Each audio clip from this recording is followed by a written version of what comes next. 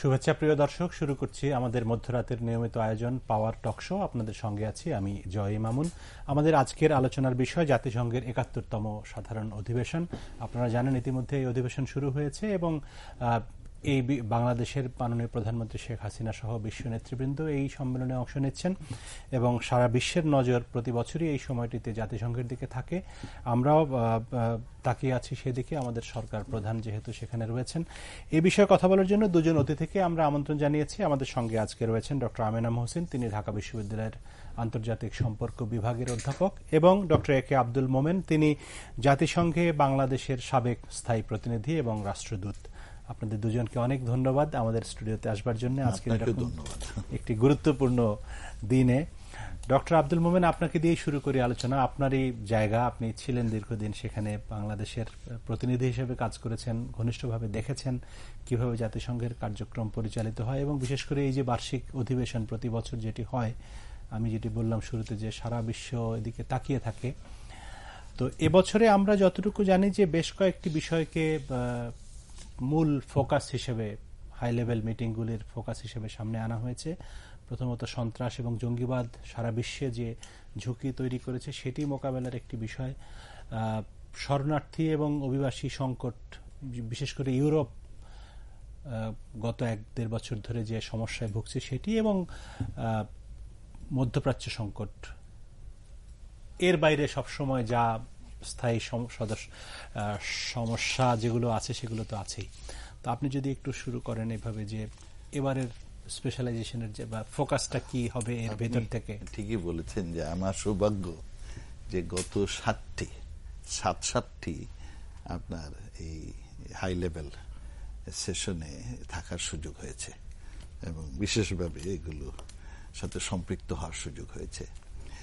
তো এবারে যে ইস্যুগুলো বড় করে আমার কাছে দেখা দেয়, একটি হচ্ছে, এবং এইটা থিমও হচ্ছে, যে টেকসই উন্নয়নের জন্যে যে পার্টনারশিপ, এইটা জাতিসংঘের বর্তমান যিনি প্রেসিডেন্ট তিনি তাকেই গ্রহণ করেছেন যে কিভাবে এই টেকসই উন্নয়ন করতে হবে এবং এর জন্য কি ধরনের পার্টনারশিপ, সেটার উপর জোর দিয়েছেন। আর আপনি যেটা বললেন যে টেরোরিজম, এইটা একটা বড় ইস্যু।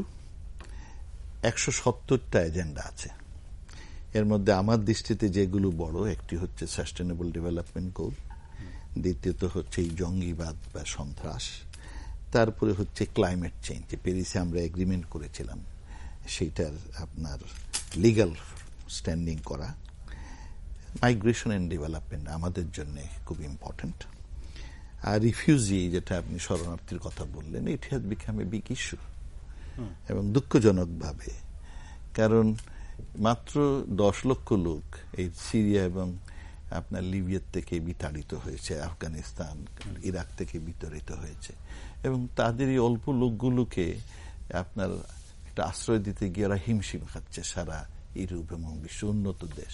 আর আমরা ৭১ সালে ১ কোটি লোক, ১০ মিলিয়ন প্রতিবেশী রাষ্ট্রে গিয়েছি এবং মোটামুটি ভালোই ছিলাম। আমরা আমাদের দেশে গরিব দেশ, পার্শ্ববর্তী মায়ানমারের প্রায় ৪ লক্ষ লোক আমাদের এখানে সামহাও, আর ২৯,০০০ তো রিফিউজি বসে আছে অতদিন ধরে। এই নিয়ে আমরা কোনোদিন হইচই করি নাই। আমার কাছে এটা খুব দৈন্যতার পরিচয় দেখায় যে এই অল্প কয়েকটি লোকের জন্য এই ধনী দেশগুলো এত হইচই, এবং জাতিসংঘে ওটা হইচই করেও খুব একটা উপকার হবে যায় না। আর মধ্যপ্রাচ্য ইস্যুটা আমার মনে হয় জাতিসংঘে শুধু আলাপই হবে, কিন্তু এর মূল চাবিকাঠি অন্য জায়গায়। এইগুলোর যদি আপনার রিজলিউশন করতে হয়, চাবিকাঠি অন্য জায়গায়।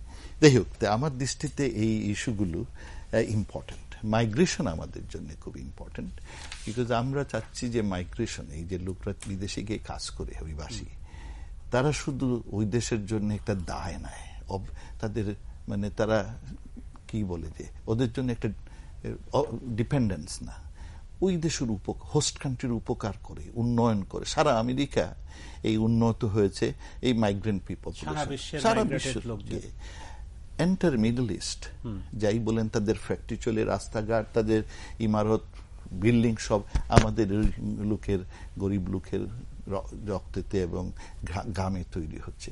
So they are a part of the এই যে সাস্টেনেবল ডেভেলপমেন্ট, আমরা ডেভেলপমেন্ট কথা বলছি, দে আর এ পার্ট। আর আমাদের দেশের জন্য, আমরা যারা সাপ্লায়ার কান্ট্রি, হ্যাঁ, আমাদের জন্য এই মাইগ্রেন্টের রেমিটেন্স, তাদের পয়সায় আমরা কিন্তু অনেক এমডিজির অর্জনে কিন্তু তাদেরই পয়সা, তাদের পরিবারে যদিও পাঠায়, কিন্তু পরিবারে তখন ভালো খায়, ভালো স্কুলে পাঠায়, বেটার হেলথ, বাথরুম করে, এই সেই। So we should look into যে মাইগ্রেন্ট হচ্ছে is a part of development process. আর দ্বিতীয়ত, সেইখানে আমরা হিউম্যান রাইটসের কথা বলি, কিন্তু আমাদের এই মাইগ্রেন্ট পপুলেশন যারা অন্য জায়গায় কাজ করে, তাদের অনেক ক্ষেত্রে হিউম্যান রাইটসটা একেবারে পদদলিত। বাংলাদেশ এই ক্ষেত্রে একটা জোরালো ভূমিকা নেবে যে না, এগুলো হচ্ছে পার্ট অফ সাস্টেনেবল ডেভেলপমেন্ট, এবং সেই জন্য এদের যথার্থ মূল্য দিতে হবে। আর আমি সেই এই রিফিউজির কথা, সেখানে আমরা একটা বড় যে আমরা আমাদের এক্সাম্পল আছে, আমরা উই ডিড বেটার। আর তোমরা এই অল্প লোকের জন্য এইগুলো নিয়ে অত হইচই কেন, তোমরা একটু মোর হিউমেইন হও। আমি আরেকটা ইস্যু এখানে যোগ করব, সেটা হচ্ছে সাউথ সাউথ কোঅপারেশন। কারণ এই যে আমরা সাস্টেনেবল ডেভেলপমেন্ট করি, টেকসই উন্নয়নের অর্জনের জন্য আমাদের অনেক টাকা পয়সা লাগবে, এবং ধনিক দেশগুলোর কোনো টাকা নাই, তারা যুদ্ধ খরচ করে ফেলতেছে সব। হ্যাঁ, সুতরাং এই যেগুলো সাউথ সাউথ কান্ট্রিজগুলো, এদের দেশে অনেক টাকা আপনার সারপ্লাস, যে চায়নাতে $6 ট্রিলিয়ন সারপ্লাস জমে আছে। এবং এখন দেখেছেন আপনার যে উন্নয়ন দেশগুলোতে 63% ইনভেস্টমেন্ট চায়নার থেকে আসতেছে। আমরা এই সাউথ সাউথটাকে we should take the lead. আমরা গত 3 বছর প্রেসিডেন্ট ছিলাম সাউথ সাউথের, সুতরাং আমরা we should to take the lead. কারণ সাউথ সাউথের পয়সাও আছে, দ্বিতীয়ত এদের এই সব দেশগুলোতে যে টেকনোলজি যে আছে সেইগুলো সস্তা, সহজে প্রয়োগযোগ্য। আমাদের দেশের মতো দেশগুলোতে, এই দরিদ্র উন্নয়নশীল দেশগুলোতে south south technology, transfer of technology অনেক সহজ। সেইটা আমরা জোরালো বোধহয় মাননীয় প্রধানমন্ত্রী একটা সেশন সেটাতে অ্যাটেন্ড করবেন, উনি মাইগ্রেশনের উপর অ্যাটেন্ড করবেন, উনি আপনার ক্লাইমেট চেঞ্জের উপরে করবেন, টেরোরিজমের উপর। টেরোরিজমের ক্ষেত্রে আমরা কিন্তু এখন বেশ ভালো অবস্থানে। এই সন্ত্রাস, আমাদের দেশে সন্ত্রাস হলো, কিন্তু আমরা মোটামুটিভাবে এটা হ্যান্ডেল করেছি খুব ভালো। সুতরাং আমাদের এখানে অনেক অর্জনের কাহিনী আমরা বলতে পারি যে উই ডিড ভেরি ওয়েল। সেইটার জন্য we should take the leadership role. কিন্তু এইটা আপনার জাপানিরা আয়োজন করেছে একটা সাইড ইভেন্ট, আমরা সেখানে অ্যাটেন্ড করব। এবং যেটা রিফিউজির যেটা, সেইখানে আমাদের দাওয়াত দিয়েছে, বা একটা বড় লোকের দেশগুলো এটা আয়োজন করতেছে। হ্যাঁ, আর মধ্যপ্রাচ্য সম্পর্কে আমি বলতে চাই না এই জন্যে যে এটার মেইন চাবিকাঠি রয়েছে আপনার ইউএন এর বাইরে। UN is an innocent observer, statement করতে পারে, কিন্তু তার কোনো ক্ষমতা বড় সীমিত।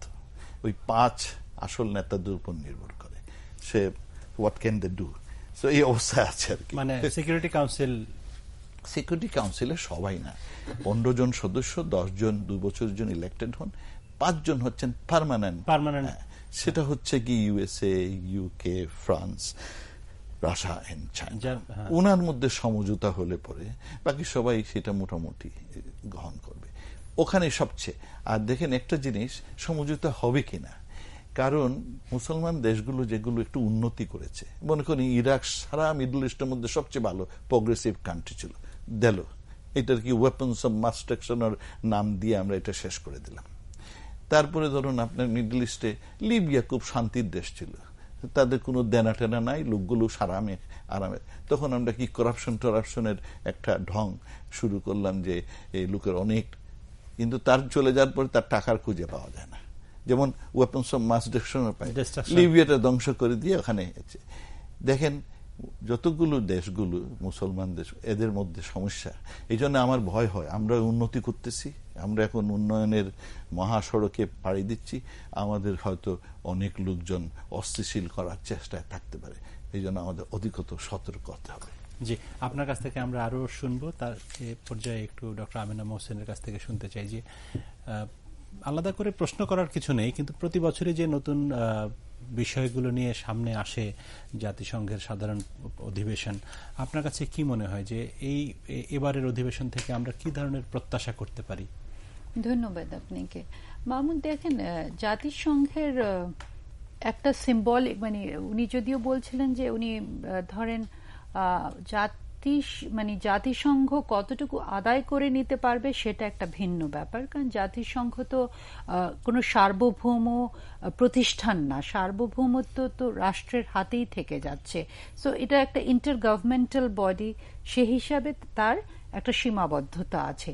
বাট জাতিসংঘের সবচেয়ে বড় যে জিনিসটা আমার কাছে মনে হয় যে এটার একটা সিম্বলিক ভ্যালু আছে, যেখানে প্রতিটা দেশের একটা করে ভোট আছে।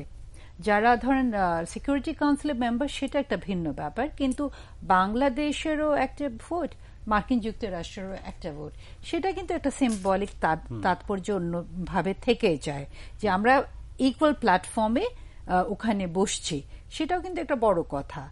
যদিও আমরা জানি যে আপনি আমাকে পাল্টা প্রশ্ন করতে পারেন যে এটা কতটুকু আমরা প্রভাবিত করতে পারি কিংবা করতে পারি না, সেই ভোট কি ধরনের কাজে আমরা লাগাতে পারি, সেটা সেখানে আমরা কাজে লাগাতে পারি। জেনারেল অ্যাসেম্বলিতে কিন্তু সাউথ ইজ স্ট্রঙ্গার, উনি যেটা বললেন, সাউথ কিন্তু জেনারেল অ্যাসেম্বলিতে অনেক স্ট্রং একটা ভূমিকা রাখতে পারে, এবং সেটার মাধ্যমে একটা ওয়ার্ল্ড পাবলিক ওপিনিয়ন, বিশ্ব যে জনমত, সেটা তো প্রতিফলিত হয়ে যায় বিশ্বের কাছে।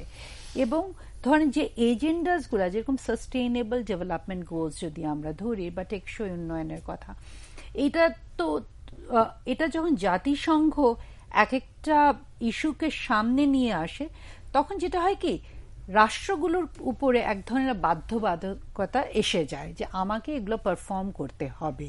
এবং প্রতি বছর যখন এগুলোর কিন্তু আবার উনি আমার সাথে ভালো জানবেন যে অ্যানুয়াল একটা রিপোর্টিং করতে হয়, রিভিউ হয় যে আমি কতটুকু এখানে অগ্রসর হয়েছি, কোথায় আমার গ্যাপ আছে, এবং সেখান থেকে রেকমেন্ডেশন আসে। এবং ধর বাংলাদেশের যদি আমি এমনি উদাহরণ হিসেবে দিচ্ছি, যে কোনো একটা ইস্যুতে বাংলাদেশে যে রিপোর্টটা যাবে, একটা সরকারি রিপোর্ট যাবে, সাথে কিন্তু একটা এনজিও রিপোর্টও যাবে, একটা বেসরকারি রিপোর্টও যায়, যেখানে কিন্তু অনেকগুলো এনজিও রিপোর্টে কিন্তু অনেক নাগরিক সমাজ থেকে প্রতিনিধিত্ব থাকে, তারা একটা বড় রিপোর্ট তৈরি করে, দুটো রিপোর্টই কিন্তু যায়। এবং সেখানে বসে বাংলাদেশ সরকারের যারা থাকে প্রতিনিধিত্ব করছেন, তাদেরকে কিন্তু এক ধরনের মানে ওই যে অ্যাকাউন্টেবিলিটির জায়গাটা আছে না, তো ওখানেও কিন্তু তারা বাংলাদেশের জনগণের কাছে অ্যাকাউন্টেবল হয়ে যাচ্ছে। কারণ যে বেসরকারি রিপোর্টটা থাকে, সেখানে অনেক সময় অনেক কিছু থাকে যেগুলো সরকারি রিপোর্ট থেকে ভিন্ন থাকে, এবং তখন আবার রিকমেন্ডেশন থাকে যে এখানে এখানে তোমাদের ল্যাক আছে, তোমরা এখানে এগোতে হবে। একটা চেক এন্ড ব্যালেন্স, হ্যাঁ, এবং পরবর্তী বছরে কিন্তু আপনার সেই প্রোগ্রেসটা আবার মনিটরড হয়। সো আমার কাছে সেটা মনে হয় যে এখানে আমি বলবো না যে অ্যাকাউন্টেবিলিটি নেই, মনিটরিং নেই, এইগুলো জিনিসগুলো অনেকটা এসে যায়। এবং ধরেন যখন এই জাতিসংঘের এই অধিবেশনগুলো চলে, তখন আমরা দেখেছি হিউম্যান রাইটস গ্রুপ বা যাদেরকে আমরা বলি রাইটস গ্রুপসগুলো, শুধু হিউম্যান রাইটস না, এনভায়রনমেন্টালিস্ট, নানান দেশে বিভিন্ন রাইটস গ্রুপরা বাইরে, অ্যানিমাল রাইটস, অমুক রাইটস, তমুক রাইটস, সবকিছু নিয়ে মানে পৃথিবীকে যে একটু ভিন্ন ধরনের একটা মাত্রা দেওয়া, এবং রাষ্ট্রের যে একটা রাষ্ট্রীয় চেহারা আছে ওটার থেকে সরিয়ে একটা মানবিক চেহারা দেওয়ার একটা প্রয়াস থাকে, আমার মনে হয় সেটা খুবই গুরুত্বপূর্ণ। আমার কাছে মনে হয় এই যে রিফিউজিজ এবং মাইগ্রেন্টসদের যে ব্যাপারটা আসছে এবার এর সামনে নিয়ে আসলো জাতিসংঘ, সেটা আমার কাছে খুবই ক্রিটিক্যাল মনে হয়েছে। যদিও তারা আপনি এজেন্ডা সেটিংয়েও কিন্তু আপনি দেখবেন এক ধরনের একটা বৈষম্য থাকে। উন্নত দেশগুলোর যখন যেগুলো প্রায়োরিটিস থাকে, তারা সেই এজেন্ডাগুলোকে সামনে নিয়ে আসে। রিফিউজি সমস্যা তো আমরা অনেক বছর ধরে ভোগ করছি, তাই না, এটা ভুগছি এটা নিয়ে। কিন্তু আমরা দেখেন এই যে মধ্যপ্রাচ্যের ক্রাইসিস, এর ফলে এই রিফিউজিস এবং মাইগ্রেন্টসের জিনিসটা ওরা সামনে আনলো। কিন্তু সেখানে আমার মনে হয় সাউথের একটা বিরাট রোল আছে, আমাদের মতো দেশের। আমাদের এই যে আমরা আজকে আলাপ করছি, এই যে কথা বলছি এই মিডিয়াতে, এটা কিন্তু একটা পজিটিভ ডেভেলপমেন্ট। এখানে আমরা এই যে বলতে পারি যে এই রিফিউজি সমস্যাটা তো তোমাদের তৈরি, এটা তো তৈরি, সিরিয়া তো তার সমস্যা তৈরি করেনি, কিংবা ইরাকের সমস্যা, আজকে যে লিবিয়ার অবস্থা, উনি যেটা লিবিয়ার কথা বলছিলেন, লিবিয়া যেই অবস্থাতেই ছিল না কেন, কিন্তু জাতিসংঘ মানে এটা নেটোকে তো বা পশ্চিমা বিশ্বকে তো কেউ এই অধিকার দেয়নি সেখানে হামলা করার এবং ওখানকার যিনি প্রেসিডেন্ট তাকে এভাবে মানে ইয়ে করে ফেলা না, সরিয়ে দেওয়ার। আজকে ইনফ্যাক্ট প্রেসিডেন্ট ওবামা তো এই কথাটাও বলেছেন যে ওনার মানে প্রেসিডেন্সির সবচেয়ে বড় উইক পয়েন্ট উনি যদি মনে করেন পররাষ্ট্রনীতির ক্ষেত্রে, সেটা হলো পোস্ট গাদ্দাফি লিবিয়ার সাথে কিভাবে ডিল করবে সেটা উনি কখনো অ্যাসেস করেননি। এবং গতকালকেই যুক্তরাজ্যে একটা রিপোর্ট বের হয়েছে যেখানে ওরা মানে রিপোর্টে বলছে হ্যাঁ, ওরা বলছে যে লিবিয়ার যে ইন্টেলিজেন্স রিপোর্ট ছিল তাদের কাছে, যে এটা একটা গণবিস্ফোরণ এবং গাদ্দাফির বিরুদ্ধে একটা সেটা আসলে ঠিক ছিল না এটা। সো আপনি দেখেন ওরা ইরাকের ব্যাপারেও আমরা দেখছি পরে দিয়ে ক্ষমা চাইছে, কিন্তু এগুলো তো মানবতা বিরোধী অপরাধ না? আপনি দেখেন এত এত এত শত শত লোক মারা গেল, হাজার হাজার লক্ষ লক্ষ যে কত লোক মারা গেল সেই অ্যাকাউন্টিংটা আমাদের বড় লোক দেশগুলো করতে নারাজ। কত লোক মারা গেল হিসাবটা তারা আপনাকে ক্ষমা চেয়ে নিলে তো তারা শুধু তাদের কতজন নাগরিক মারা গেল ওইটা বলবে, ওইটা শুধু বলে, আর কিছু বলে না। সেটা ইরাকের কত লোক মারা গেল, আফগানিস্তানের কত লোক মারা গেল, ওইটা কিন্তু কাউন্ট করতে পারবেন না। গাদ্দাফির সময় আপনি সেই লিবিয়া দেখেন, আজকের লিবিয়া দেখেন, এবং এইটার মাধ্যমে তো এটা তো আজকে এটা ধরেন ওরা যেটা বলছে গভর্নমেন্ট অফ ন্যাশনাল ইউনিটি হবে, এইটাকে এই সরকার কি হবে? যারা ক্ষমতায় আছে, যে সামরিক বাহিনী মানে প্রধান ওখানে ক্ষমতায় আছেন, উনি তো সব সেই তেলের ইয়েগুলো দিয়ে দিচ্ছেন পাশ্চাত্যকে, যেটা গাদ্দাফি তাদের থেকে নিয়ে নিয়েছিল, তাই না?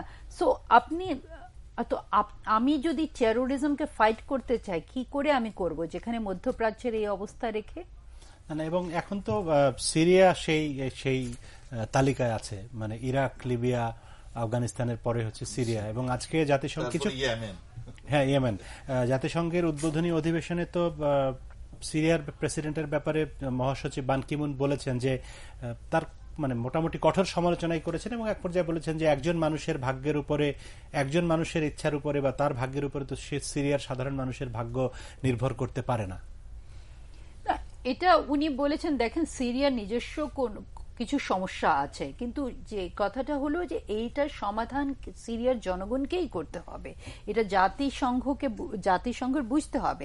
আপনি দেখেন জাতিসংঘ যে সমস্ত জায়গায় ইন্টারভেনশনস গুলো করে এবং যেগুলো আমরা পিস কিপিং এর কি ধরনের ভায়োলেশনস, মানে আফ্রিকার ভায়োলেশনস গুলো তো আমরা জানি, আপনি আমার সাথে ভালো জানবেন, যে সোমালিয়া এই সমস্ত জায়গায় কি ধরনের পিস কিপিং ফোর্সেস দ্বারা ভায়োলেশনস গুলো হয়েছে, এবং সেখানে তো আমাদের দুর্বলতাটা রয়ে গেছে যে আমরা আমাদের মধ্যপ্রাচ্য দেশগুলোর মধ্যেও এই যে পাশ্চাত্য যে ডিভাইড এন্ড রুলটা করলো, সেটা আমরা এত মানে ওরা গুটিগুলো চালছে। দেখেন, ঠিক লিবিয়ার ঘটনার সময় আফ্রিকান ইউনিয়ন কিন্তু একটা প্রস্তাব দিয়েছিল এবং গাদ্দাফি সেটা মেনে নিতে রাজিও ছিল, কিন্তু তখনই আমরা দেখলাম জাতিসংঘ থেকে 1973 নাম্বার রেজলিউশন পাস হলো, তারপরে আমরা দেখলাম যে নেটো স্টার্ট করলো তার এটা। অথচ এইটা কিন্তু বুমেরাং হয়ে আসবে পাশ্চাত্যের কাছে। আজকে যে উনি বলছেন যেটা রিফিউজির সমস্যা মানে ইউরোপ ফেস করছে, এই ক্রাইসিস কিন্তু থেমে যাবে না মামুন, এটা চলতেই থাকবে। এবং ওরা যদি জঙ্গিবাদকে দমন করতে চায় তাহলে ওদেরকে সঠিকভাবে এগুলোকে।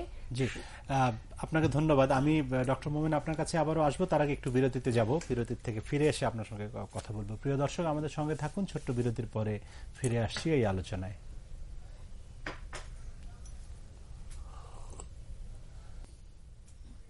বিরতির পরে আরেকবার আমন্ত্রণ পাওয়ার টকশো অনুষ্ঠানে। আমরা কথা বলছিলাম জাতিসংঘের ৭১তম সাধারণ অধিবেশন প্রসঙ্গে। বিরতির আগে ডক্টর আমেনা মহসিন মধ্যপ্রাচ্য প্রসঙ্গে বলছিলেন। ডক্টর মোমেন, আপনি শুরুতে বলেছিলেন যে মধ্যপ্রাচ্যের ইস্যুটির সমস্যার সমাধান জাতিসংঘের হাতে নেই, কিন্তু জাতিসংঘ যে ইস্যুগুলোকে ডিল করতে চাচ্ছে এই আলোচনায় আমরা দেখছি এবারের এজেন্ডার মধ্যে, যেমন শরণার্থীর কথা আপনি বললেন বা অভিবাসী সংকটের কথা বললেন এবং সন্ত্রাসবাদ এবং জঙ্গিবাদ, এগুলোর অধিকাংশেরই কিন্তু মূল হচ্ছে ওই মধ্যপ্রাচ্যের সমস্যাগুলো। তো সেই জায়গাটাতে কিভাবে আমরা বলতে বিশ্ববাসী এই জায়গা থেকে মুক্তি পাবো যদি জাতিসংঘের হাতে ওই সমস্যার সমাধানের চাবি না থেকে থাকে? জাতিসংঘের সুবিধা হলো যেটা উনি বলেছিলেন প্রফেসর আমেনা, যে এটা হচ্ছে একটা ভালো ডিবেটিং ফোরাম। সেখানে সব দেশের একটা ভোট, সব দেশ সব সম্মানের সাথে থাকে। সেইখানে আমরা বিশ্ব জনমত যেটা সেইটা তৈরি করতে পারি। এবছর আমাদের প্রত্যাশা হবে যে এই জনমতটা আমরা জোরালো করব, এবং সেটা কি টেকসই উন্নয়নের লক্ষ্য নির্ধারণ। এই যুদ্ধ বিগ্রহ করে আমাদের টেকসই উন্নয়নটা ক্ষতিগ্রস্ত হবে, একেবারে অবস্থা কঠিন হয়ে যাবে। আর নতুন সেক্রেটারি জেনারেল সাহেব আসছেন, তো আমরা আমাদের অভিমত ব্যক্ত করব সবগুলো রাষ্ট্র, যে ইস্যুগুলো ক্রিটিক্যাল ইস্যু সেইগুলোর উপর জোরালো, এবং এই মিনস অফ ইমপ্লিমেন্টেশন। আমি খুব বেশি জোর দেই যে এই লক্ষ্যগুলো অর্জনের জন্য কি কি পন্থা, টাকা পয়সা ছাড়াও আমাদের স্কিল দরকার, ট্রেনিং দরকার। এগুলো যদি আমরা করতে পারি, আর যেটা আপনার এই জঙ্গি কিংবা বিশেষ করে মধ্যপ্রাচ্য এবং মানুষ উদ্বাস্তু দুই কারণে হচ্ছে। একটি হচ্ছে ভায়োলেন্স, ওয়ার, এই টেরারের জন্য, আর আরেকটি হচ্ছে জলবায়ু যখন আপনার তার বাড়িঘর বন্যায় চলে যাচ্ছে। কিন্তু সেটা তো নর্থের প্রবলেম না, নর্থের প্রবলেম, দুই কারণে লোক বাড়ি ছাড়া হচ্ছে। তো সেইখানে আমরা যেটা বলতে পারি এবং বলছি, আমরা বলেও আসছি, সেটা হলো যে এই যে বিভিন্ন রকম ভায়োলেন্স, যুদ্ধ বিগ্রহ, এইগুলো যারা করেন কিংবা মদত দেন, they should take the responsibility. এগুলো দায় দায়িত্ব তাদের নিতে হবে। একটা হচ্ছে এই যুদ্ধ বিগ্রহ কমানোর জন্য তাদের ব্যবস্থা নিতে হবে। আর যদি তেনারা ব্যবস্থা না নেন, এই লোকগুলোর, এই দেশগুলোর রিহ্যাবিলিটেশনের জন্য, এদের ঠিকভাবে কর্মে নিয়োগ করার জন্য তাদের কিন্তু হ্যাভ টু হ্যাভ রেসপন্সিবিলিটি। এইটা আমরা স্পষ্টভাবে বলতে চাই যে তোমরা এই লোকগুলোর তাদের বিতাড়িত করেছো তাদের বিটে মাটা থেকে, তোমরা should take the responsibility, share the responsibility একটা। আর আরেকটা হলো এই লোকগুলো যাতে বিটে মাটির বাড়ির থেকে না যায়, সেই জন্য যত ধরনের প্রচেষ্টা সেইগুলো তোমরা করো। এই একটা public opinion we want to create. এই রিফিউজির ক্ষেত্রে বোথ দুই ধরনের, একটা হচ্ছে যে ইন্টারনাল, যেটা আমরা মাইগ্রেন্ট ক্লাইমেটিক রিফিউজি বলি, এনভায়রনমেন্টের ক্ষেত্রে তোমরা তোমাদের অ্যাবিউজ এন্ড মিসইউজ অফ এনভায়রনমেন্টের জন্য এই লোকগুলো বাড়ি ছাড়া হচ্ছে। সুতরাং তোমরা abuse and misuse of the global earth কম করবা। আর যদি এটা না পারো, এই যে লোকগুলো বাড়ি ছাড়া হবে তাদের রিহ্যাবিলিটেশনের দায় দায়িত্ব তোমাদেরও। আমরা এইটা জোর গলায় আমরা বলতে চাই এবং পাবলিক অপিনিয়ন বিল্ড করতে চাই। এইটা যদি হয়, যখন দেখবে তাদেরও ঠানা আছে, তখন কিন্তু তাদের জনগণ তখন বলবে যে এই খামাহা ঝগড়াঝাটিতে যেও না। আদারওয়াইজ একদল লোক আছে যুদ্ধ টুদ্ধ করতেই চায়, মিসইউজ করতেই চায়। সো এইটা একটা ফোরাম আমাদের, আমার মধ্যে হয় এইবারে আমরা আমি এই জন্য মনে করি যে নতুন এসজি আসবেন, সেক্রেটারি জেনারেল যিনি ইলেক্টেড হবেন, আমরা এই মেসেজ ওনাকে দিতে চাই। আর যেগুলো আপনি বলছেন যে মিডল ইস্টের যুদ্ধ, ওগুলো ওই রেসপন্সিবিলিটি তাদের উপর থাকে, যে তারা দে আর রেসপন্সিবল। এইটা যদি আমরা আইডেন্টিফাই করতে পারি, তাহলে কিন্তু একটু সাবধান হবে। তাতে আমার মনে হয় পৃথিবীতে সাস্টেনেবল আপনার পিস এন্ড স্টেবিলিটি। যেমন ধরেন এই যে আমরা একটু আগে আলোচনা করছিলাম যে সিরিয়ার দিকে এখন তাদের অনেকের নজর, আপনি যাদের কথা বলছিলেন যে যারা এই যুদ্ধ বিগ্রহ করতে পছন্দ করে। জাতিসংঘ মহাসচিব বান কি মুন আজকে বলেছেন যে সিরিয়া সরকারের, মানে শুরুতে তো এক ধরনের বলেছেন হাফিজ বাশারের প্রসঙ্গ, প্রেসিডেন্ট বাশারের প্রসঙ্গ, আবার বলেছেন যে এই সরকার সিরিয়াতে যত সাধারণ মানুষ হত্যা করেছে পৃথিবীর কোন দেশে কোন সরকার এত মানুষকে হত্যা করেনি। তার মানে তার এই বক্তব্য এক ধরনের ইন্ডালজ করা। তো it is a partisan, which is very sad. উনি তো বিদায়ী সেক্রেটারি জেনারেল, ওনার পক্ষে এটা বলা আমার মনে হয়, কারণ অনেক জায়গায় অনেক লোক অন্য লোকেরা মারে। আর সিরিয়ার ক্ষেত্রেও উনি আরেকটা বলেছেন যে একজনের জন্য এত লোকের ক্ষয়ক্ষতি হওয়া উচিত না। তো এইটা ওনার বলা উচিত ছিল সাথে সাথে যে কয়েকটি বিশেষ বিশেষ দেশের কারণেও দুনিয়াতে এই ধরনের সংঘাত হওয়া উচিত ছিল না, এবং সিরিয়াতে হওয়া উচিত, তাহলে এটা ব্যালেন্সিং হতো। এখানে বোধহয় উনি, যাই হোক, ওনারা বলেছেন। আমার মনে হয় ওনার দিক থেকে প্রচেষ্টা আছে, কিন্তু এটা যে বলছেন যে ওনার তো কোনো শক্তি নাই, ক্ষমতা নাই। ওনার ক্ষমতাটা হচ্ছে মেম্বার স্টেটের কাছ থেকে। আর বিশেষ করে এই যুদ্ধ বিগ্রহ সংঘাত এগুলোর ক্ষেত্রে এই যে আমাদের সিকিউরিটি কাউন্সিলের উপরে, ওরাই যা ঠিক করেন এবং ওদের ডিসিশনটা উনি ক্যারি আউট করেন। এখন এইবারে সিরিয়াতে একটা মজা, এটা লিবিয়া হয়ে যেত অতদিনে, আমরা সিরিয়া নিয়ে আর আলাপ করতাম না, আর 3 বছর আগে লিবিয়া হয়ে যেত। কিন্তু এটা আলাপ করার সুযোগ হচ্ছে এই জন্যে যে ওখানে রাশা বেঁকে বসছে। যদি রাশা বেঁকে না বসতো, Syria would have been another Iraq or another Libya. ওখানে ওই বড় লোকদের মধ্যে সমঝোতা হয় নাই, এবং এটা হচ্ছে ন্যাশনাল ইন্টারেস্টের কারণে, দুই পক্ষের ইন্টারেস্ট, নিজেদের ইন্টারেস্টের কারণে তারা এটা করে নাই। এখন এই বড় লোকরা যারা পার্মানেন্ট মেম্বার, আমি তাদের রয়্যালস বলি, রয়্যালসরা নিজেদের স্বার্থে দে শুড কাম ফরওয়ার্ড, এবং একটা সুযোগ আছে। সুযোগটা হচ্ছে ব্রেক্সিট হচ্ছে, ইংল্যান্ড বের হয়ে আসতেছে, সুতরাং ইংল্যান্ডের ক্ষমতা কিছুটা কমে যাবে, ইনফ্লুয়েন্সিং দি ইউরোপিয়ান ইউনিয়নও কমে যাবে। তখন আমেরিকার হাতটা একটু নরম হবে, তখন হয়তো একটা সুযোগ আছে। তবে এখানে আরেকটা সংখ্যা আছে, আমেরিকায় যে ধরনের নতুন সরকার আসার সম্ভাবনা দেখা দিয়েছে, বিশেষ করে ডোনাল্ড ট্রাম্প সাহেব যদি আসেন, দেন উই ডোন্ট নো তখন আমরা কি আলাপ করব, কোন সেনেটি প্রিভেল করবে কিনা আমার সন্দেহ আছে। So that's a different perspective all together. সেটা অবশ্যই এখনই বলা যাচ্ছে না। আপনি একটা জিনিস বলছিলেন ক্লাইমেট চেঞ্জ প্রসঙ্গে, যে প্যারিসে যে এগ্রিমেন্টটা হয়েছিল সেটিকে ভ্যালিডেট করা বা সেটিকে একটা লিগ্যাল ফ্রেমওয়ার্কে নিয়ে আসা, এখানে সেটির সম্ভাবনা কতখানি? এটা ভালো। এইটা দেখেন, যারা বিশেষ অ্যাবিউসার লাইক চায়না, লাইক ইউএসএ, তারা এগ্রি করেছে, যারা সই করেছে, 70টা দেশ সই করেছে। এইবারে বাকি দেশগুলো আশা করতেছি যে সই করবে। এইটাতে সম্ভাবনা খুব উজ্জ্বল, এবং এইটা রিয়েলাইজেশনও ভালো যে আমরা ক্লাইমেটের মিটিগেশন এগুলো করানোর জন্য আমাদের অগ্রসর হয়ে আসতে হবে। এটা বাই অ্যান্ড লার্জ। ইউএসএতে 2টা ডিবেট, যারা ল মেকার এরা এখনো খুব কনভিন্স না, বিশেষ করে রিপাবলিকান পার্টি তো নট এট অল, তারা মনে করে না climate change is an issue. ওখানে একটা সমস্যা আছে, কিন্তু ওবামা সাহেব already has signed it. So একটা বাধ্যবাধকতা আছে, unless the new guy comes and he এটা নাকচ না করে। কিন্তু এইটা একটা, এই জন্য আমার মনে হয় ইটস ভেরি ডিফিকাল্ট। এই জন্য আমার মনে হয় যে এই ক্ষেত্রে একটা ভালো সম্ভাবনা, এবং secretary general is pushing for it, এবং এইটাতে বোধহয় কিছুটা অর্জন হবে। তবে কতগুলো টাকা পয়সা পাবো, এই যে $100 বিলিয়ন ইচ ইয়ার, এগুলো তো আমরা স্বপ্নের মতোই আছে।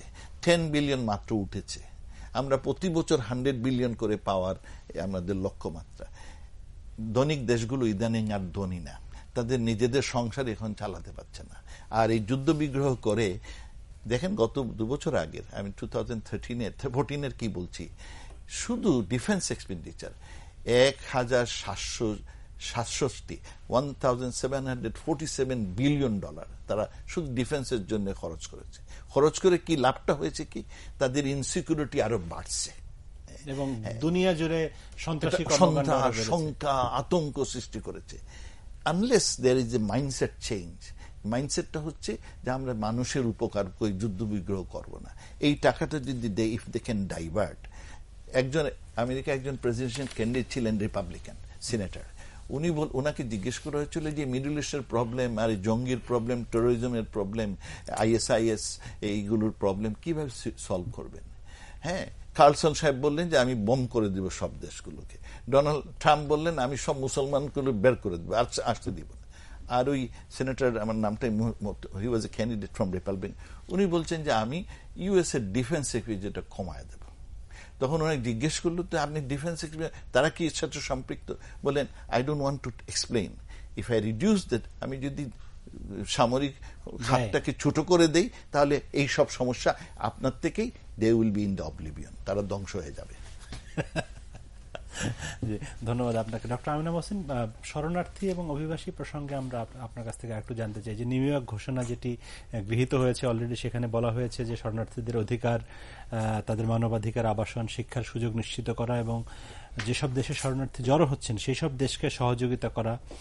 তো আপনি বলছিলেন যে আমরা এই সমস্যাগুলোর ভিকটিম তো অনেক আগের থেকে, আমরা সেই রোহিঙ্গার প্রসঙ্গ বা আরো আগে যদি মুক্তিযুদ্ধের সময় থেকে আমরা ধরি, সেই বিষয়ে যদি আপনি একটু বলেন যে এতদিনে এসে তারা আমাদের সমস্যাগুলিকে স্বীকার করছে তাদের সমস্যা বলে নাকি? হ্যাঁ, দেখুন, রোহিঙ্গার যে শরণার্থী প্রবলেম, সেটা থেকে কিন্তু ইউরোপিয়ান যে শরণার্থীর যে সমস্যা, সেটা একটু ভিন্ন মাত্রা আছে। এবং আমি ঠিক আমাদেরকে ভিকটিম বলতে চাই না, কারণ আমার মনে হয় যে এটা আমাদের এক ধরনের একটা উদারতা ছিল যে আমরা তাদেরকে গ্রহণ করেছি, এবং এটা একটা মানব অধিকারের ব্যাপার। কিন্তু মামুন, একটু জিনিস লক্ষ্য করবেন, আমরা যদিও শরণার্থীদের কথা বলছি, ইউএনএইচসিআর যে শরণার্থী যে কনভেনশন আছে, সাউথ এশিয়ার কোনো দেশ কিন্তু সেটাতে সই করেনি, আমরা কিন্তু সিগনেটারি না। সো এটা একটা আমাদের একটা কন্ট্রাডিকশন থেকেই যাচ্ছে যে যদিও আমরা একটা দেশ যে আমাদের স্বাধীনতা, ধরেন ভারতের কাছে আমরা সবসময় কৃতজ্ঞতা প্রকাশ করি যে ওরা আমাদেরকে সেই সময় আশ্রয়টা দিয়েছিল, কিন্তু আমরা নিজেরা কিন্তু সেই ডকুমেন্ট সই করিনি, সাউথ এশিয়ার কোনো রাষ্ট্রই করেনি। আমরা কাউকে আশ্রয় দেব না, সেটা আমাদের না, সেটা একটা ভিন্ন ব্যাপার। আমরা বলি নেই যে আমরা দেব না, কিন্তু আমরা আমরা ওই কনভেনশনটা সই করিনি, আমরা আমাদের অপশনটা খোলা রাখছি। এবং আমরা আমরা রোহিঙ্গাদেরকে নিয়েছি একটা পর্যায় পর্যন্ত, কিন্তু তারপরে আমরা দেখেছি যখন বিভিন্ন কারণে আমরা সেটাকে আবার বন্ধও করেছি, যেটা কিন্তু আমার ব্যক্তিগত মতামত হলো আমাদের এটা করাটা ঠিক হয়নি। এটা আমাদের খোলায় রাখা দরকার ছিল। এখানে কিন্তু ডিবেট হতে পারে। আচ্ছা, এখন যদি আমি ইউরোপিয়ান সমস্যাটা দেখি, সেইখানে যে ব্যাপারটা দাঁড়াচ্ছে সেটা হলো ইউরোপের প্রবলেম হয়ে যাচ্ছে, যেটা এই যে শরণার্থীগুলো যাচ্ছে, যে দেশগুলো তাদেরকে দিচ্ছে, আশ্রয় দিচ্ছে, এখানে কিন্তু ইউরোপ একটা আপনি এরা অ্যাসাইলাম নিচ্ছে, আমাদের কিন্তু কথা হলো এরা ফেরত চলে যাবে। আমরা আমাদের বরাবর সেই পজিশন দ্যাট দে আর রিফিউজিজ, এরা ফেরত যাবে। রিফিউজি লতে 3টা আমাদের কাছে অপশন থাকে। একটা থাকে হয় আমি তাকে রেখে নেব, আরেকটা হলো আমি তাকে একটা থার্ড কান্ট্রিতে পাঠাবো, কিংবা আমি তাকে তার দেশে ফেরত পাঠাবো। কিন্তু ইউএনএইচসিআর এর কথা রেগুলেশন হিসাবে তাদের ইচ্ছা বিরুদ্ধে কিন্তু আমি তাকে ফেরত পাঠাতে পারি না, কিন্তু সেটা আমরা করেছি। আমরা রোহিঙ্গাদেরকে অনেক ফেরত পাঠিয়েছি, এবং মায়ানমার তাদেরকে সিটিজেনশিপ দিচ্ছে না, দে আর স্টেটলেস পারসনস। সো একটা ডিফারেন্স আছে, ওদের কোনো রাষ্ট্রই নেই। কিন্তু এই যারা শরণার্থী যাচ্ছে তাদের কিন্তু রাষ্ট্র আছে, প্রত্যেকেরই রাষ্ট্র আছে। সো একটা ভিন্ন মাত্রা এখানে যোগ হচ্ছে। এই যে ধরেন যে সিরিয়ানটা যাচ্ছে, ইরাকিটা যাচ্ছে, লিবিয়ানটা যাচ্ছে, তার দেশ যদি শান্ত হয়ে যায়, সে কিন্তু তার দেশে ফেরত যাবে, তার একটা নাগরিকত্ব আছে। সেই জন্য আমি বলছি দুটোর ভিন্ন মাত্রা আছে। সো আমার মনে হয় জাতিসংঘের এটা দেখা দরকার, যারা স্টেটলেস সেই রিফিউজি কোথায় যাবে। কারণ রিফিউজির সংজ্ঞা উনি নিশ্চয়ই এটা আমাকে হিল বিয়ার মি আউট, সেখানে আছে যে আ person who has been forced, যে বাধ্য হয়েছে তার দেশের সীমানা পার করতে, রাজনৈতিক কারণে কিংবা পরিবেশগত কারণে বা যে কোনো কারণে, হতে পারে অর্থনৈতিক কারণে। কিন্তু রোহিঙ্গাদের তো কোনো রাষ্ট্রই নেই, সে কোন সীমানা পার হয়েছে? তাদেরকে তো বলা হয় যে মোস্ট পারসিকিউটেড পিপল।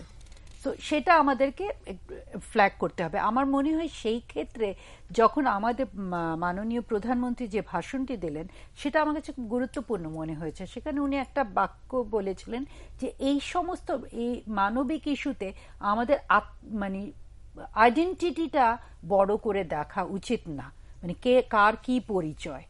তো রোহিঙ্গাদের ব্যাপারে তো সেটাই দাঁড়াচ্ছে, তাই না? যে তারা মনে করছে তারা বার্মার বা মায়ানমারের নাগরিক না, নাগরিকত্বটা বা রাজনীতিটা বড় করে সামনে আসছে। আবার এটাকে আমরা টেনে নিয়ে যেতে পারি, we can stretch it to Europe, যে ইউরোপে তো ওদেরকে অ্যাসাইলাম দিয়ে দেওয়া হচ্ছে, ওরা ওখানে থেকে যাবে, এবং কানাডা, জার্মানি ওদেরকে বরণ করে নিয়েছে।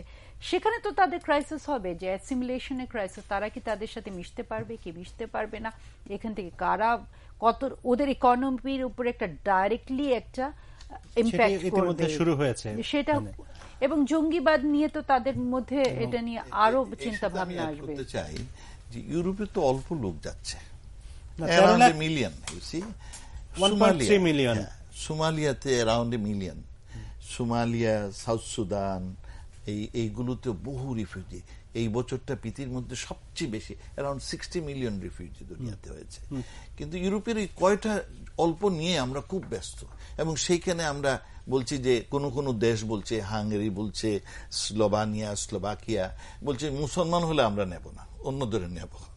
এই যে ডিসক্রিমিনেশন, জঙ্গিবাদের একটা এই যে discrimination, these are new innovations, এবং এইগুলি খুবই দুঃখজনক, খুবই দুঃখজনক।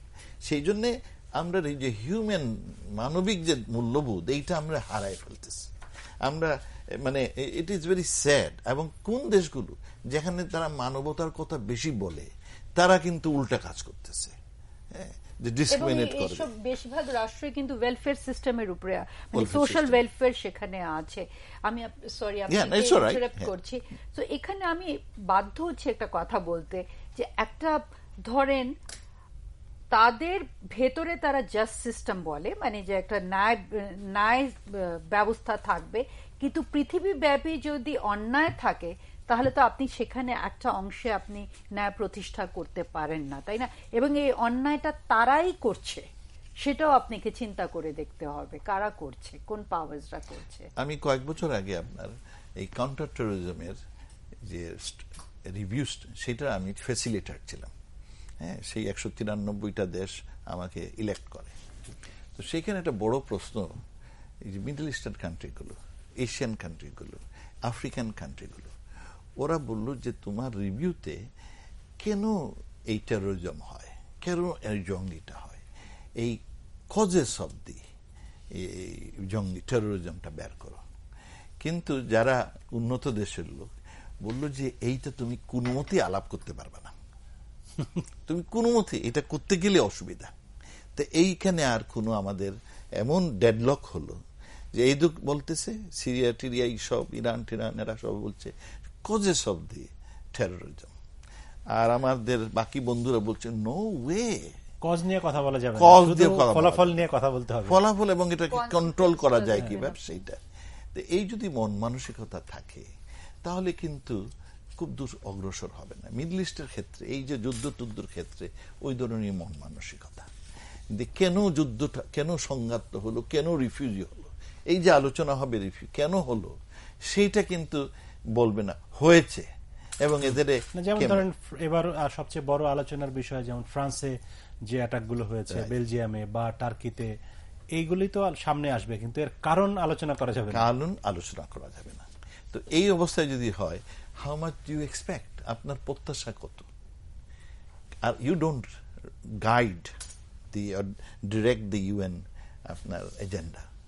সুতরাং আপনি অনলি যেটা করতে পারেন, গ্লোবাল পাবলিক অপিনিয়ন ক্রিয়েট করতে পারেন। এইটার ক্ষেত্রে UN is doing N excellent job. UN all with his weaknesses, অত দুর্বলতা থাকা সত্ত্বেও একটা জিনিস ইউএন দুটো জিনিস ভালো করেছে। তৃতীয় মহাযুদ্ধ এড়িয়ে গেছে, ওই ডায়ালগ এইসব করে একটা ডিফিউজ করে তৃতীয় মহাযুদ্ধ। আর আরেকটা কাজ করেছে এই সোশ্যাল ক্ষেত্রে, হেলথ ক্ষেত্রে, সোশ্যাল হেলথ, এগুলোতে সে কিন্তু সারা বিশ্বকে, উনি একবার বলেছিলেন এমডিজি এসডিজি যে টার্গেট দিয়ে দেয়, তখন ওই দেশগুলো একটা গোল পায়, তখন ওর দিন খাটে। এইটা কিন্তু এগুলি তো ধরেন আমাদের মতো দেশ বা উন্নয়নশীল দেশগুলো এইসব নিয়ে বেশি চেষ্টা করে সামনে যাওয়ার জন্য, কিন্তু যারা ওই যুদ্ধবাজ তাদের তো আর এসডিজি নিয়ে চিন্তা করতে হয় না। ইদানিং এসডিজি হয়েছে তাদের জন্য, তাদেরও জন্য এটা বর্তাবে। এসডিজি বিষয়ে আমরা একটু পরে আপনার কাছ থেকে শুনবো, তার আগে একটু বিরতিতে যাব। প্রিয় দর্শক, আমাদের সঙ্গে থাকুন, ছোট্ট বিরতির পরে আবার ফিরে আসছি এই আলোচনায়।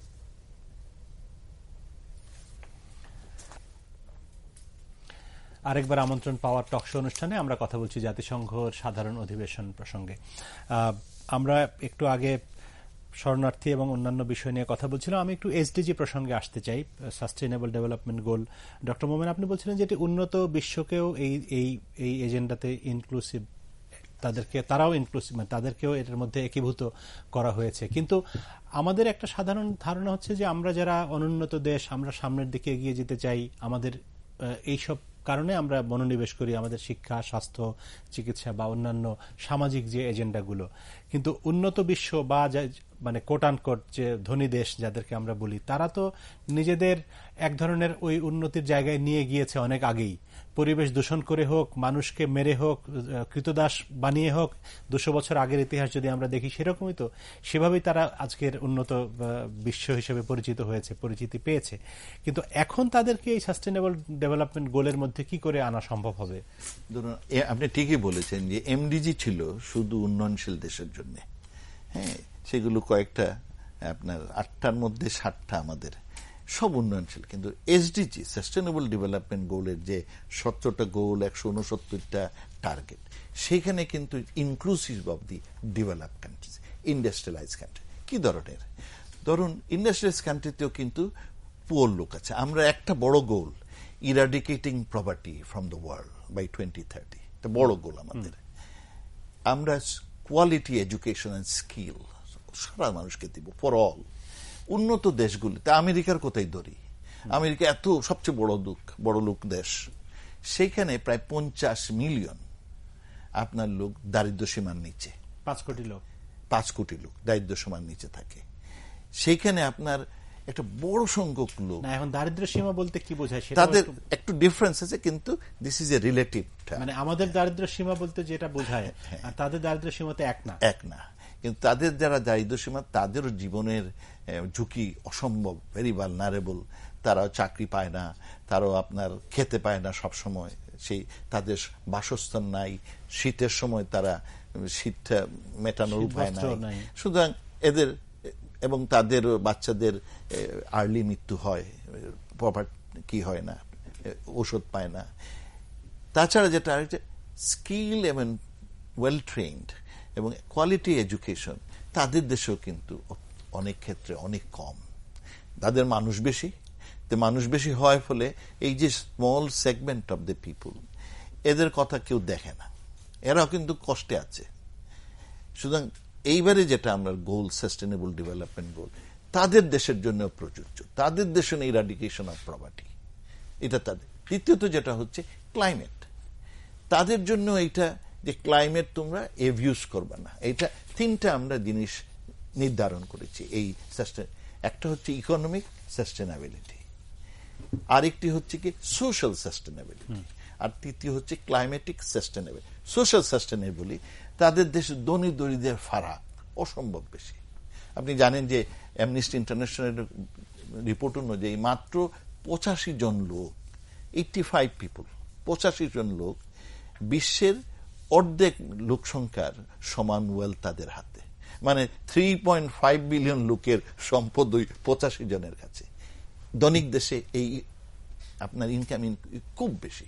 তাদের জন্য ধনিক দেশে কেন? এটা তো সকল মানে আমাদের পুঁজিবাদী সমাজ ব্যবস্থাতে আমাদের দেশ থেকে তাদের বেশি।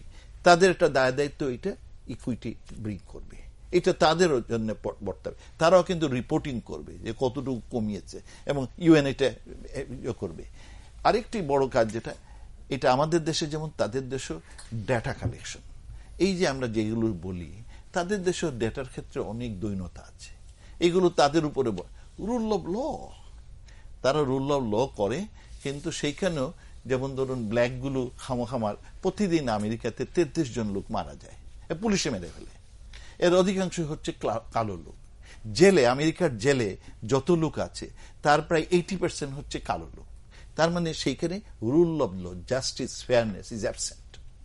তাদের জন্য এটা বর্তানো যে আমরা রুল অফ ল করবো, আমরা দরিদ্র দেশের জন্য করব, তাদের জন্য। সেই জন্য সাস্টেনেবল ডেভেলপমেন্ট শুধু আমাদের জন্য না, সবার জন্য।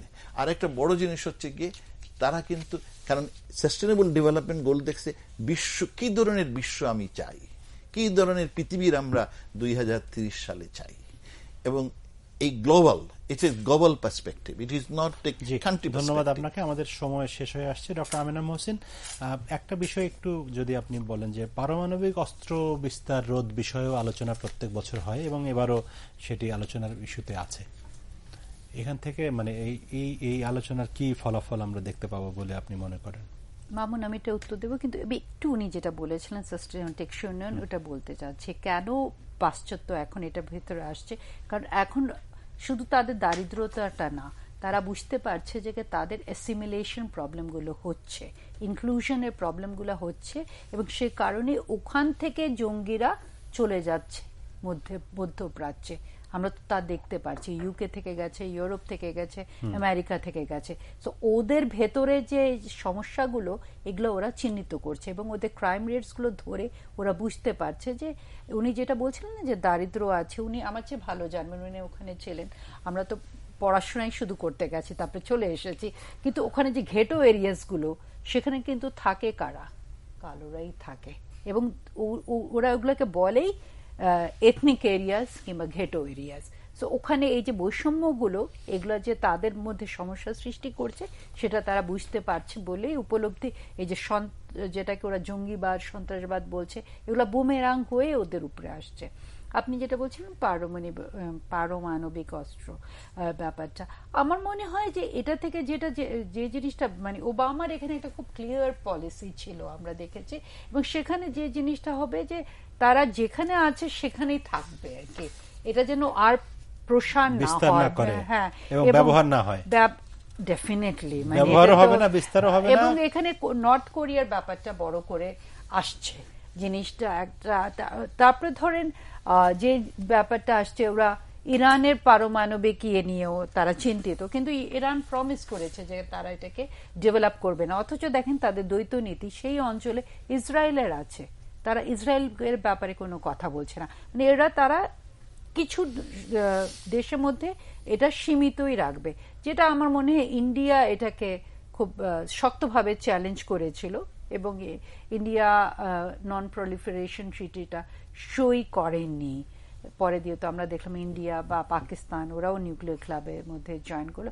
আমার মনে হয় এটাকে এখানে সীমিত রাখারই ওটাই চেষ্টা করবে। ধন্যবাদ আপনাকে। আমরা একদমই শেষ পর্যায়ে চলে এসেছি। ডক্টর মোমেন, আপনার কাছে আরেকটু জানতে চাই, সেটি হচ্ছে যে আমাদের প্রধানমন্ত্রী সেখানে গিয়েছেন, ইতিমধ্যে সাইডলাইন মিটিংগুলোতে তিনি বক্তব্য রেখেছেন, সেগুলি আমরা দেখেছি। এই যে বিষয়গুলো আমরা এতক্ষণ আলোচনা করলাম, উদ্বাস্তু, অভিবাসন, জলবায়ু, সকল বিষয়ে তিনি কথা বলেছেন, এবং মূল সেশনে যখন হাই লেভেল মিটিংয়েও তিনি কথা বলবেন। বাংলাদেশের, মানে আমার প্রশ্ন হচ্ছে আপনার কাছে যে বাংলাদেশের প্রধান এজেন্ডা কি এবারের সম্মেলন? আমাদের বড় বড় এজেন্ডা হচ্ছে, একটা হচ্ছে সাস্টেনেবল ডেভেলপমেন্ট গোল, আমাদের বড় মাইগ্রেশন এন্ড ডেভেলপমেন্ট, আমাদের বড় ইস্যু হচ্ছে ক্লাইমেট চেঞ্জ, আমাদের বড় ইস্যু হচ্ছে সাউথ সাউথ। এগুলো তো গ্লোবাল ইস্যুই, কিন্তু আমরা সেখান থেকে কি অর্জন করতে চাই?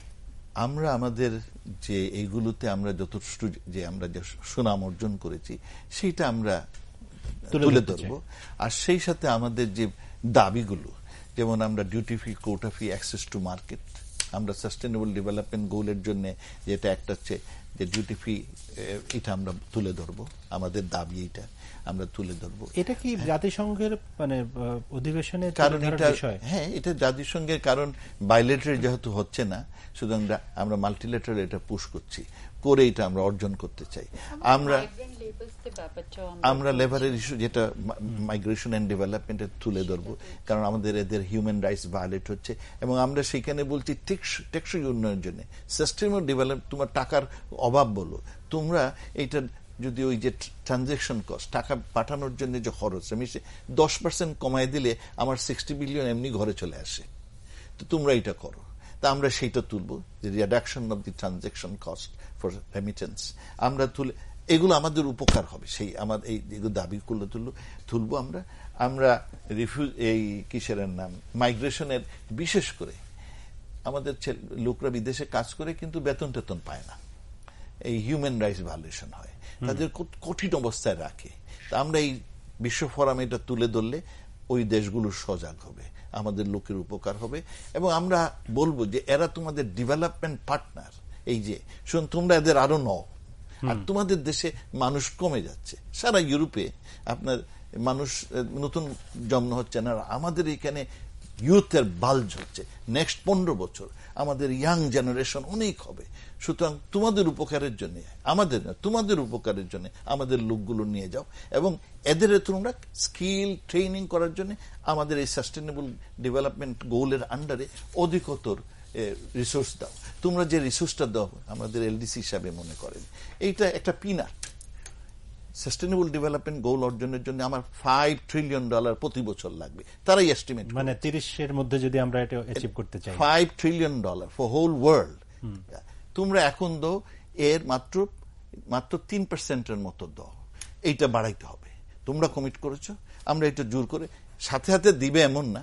আর আমরা বলবো তোমরা ক্লাইমেটের জন্য অত কমিটমেন্ট করলা, একটু অগ্রসর হয়ে আসো। We want to keep them pressure. আর সবচেয়ে বড় জিনিসটা হচ্ছে প্রধানমন্ত্রী সেখানে যাবেন, আমাদের ইস্যুগুলো তুলবেন, পরবর্তী সারা বছর উনার বরাত দিয়ে আমাদের যে মিশনে আমরা যারা কাজ করতাম সেখানে উনার বরাত দিয়ে আমরা বলি যে আমাদের মাননীয় প্রধানমন্ত্রীটা বলেছেন তোমরা এটা আমাদের দিতে হবে, আর নাইলে আমাদের চাকরি থাকবে না। জি, আপনাকে অনেক ধন্যবাদ ডক্টর আব্দুল মোমেন এবং অধ্যাপক আমেনা মহসিন। প্রিয় দর্শক, আপনাদের সবাইকে ধন্যবাদ জানিয়ে আজকের মতো শেষ করছি। সবাই ভালো থাকুন, শুভরাত্রি।